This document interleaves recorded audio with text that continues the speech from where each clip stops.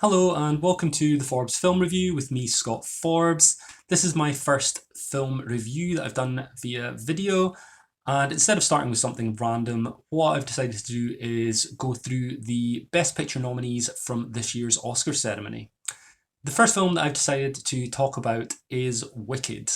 Now this film is one that I've been highly anticipating for a long time.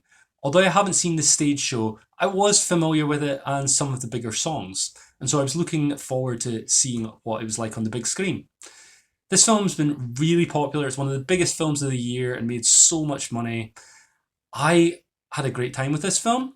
It's got a really good mix of drama and comedy. Essentially, as a prequel to The Wizard of Oz, it tells the story of two young witches, Elphaba and Galinda, played by Cynthia Erivo and Ariana Grande respectively. These two young witches go to a school it's a magic school, not completely unlike Hogwarts, and they go with some strong ambitions of what they want to do with their lives, very different from each other, and essentially become frenemies while they're there.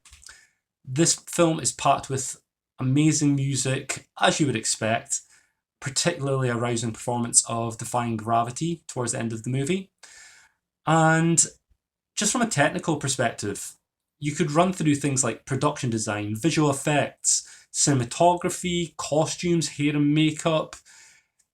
You can run the gamut pretty much with how this film is a very impressively made film. I thought that there's a couple of key scenes. The Defying Gravity scene that I mentioned at the end, and there's also a dance sequence that has almost no sound.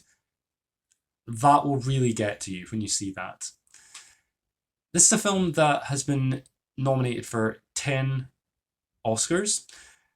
Some of them are in the acting categories. I think Cynthia Erivo for leading actress was superb. She's a fantastic singer and actress.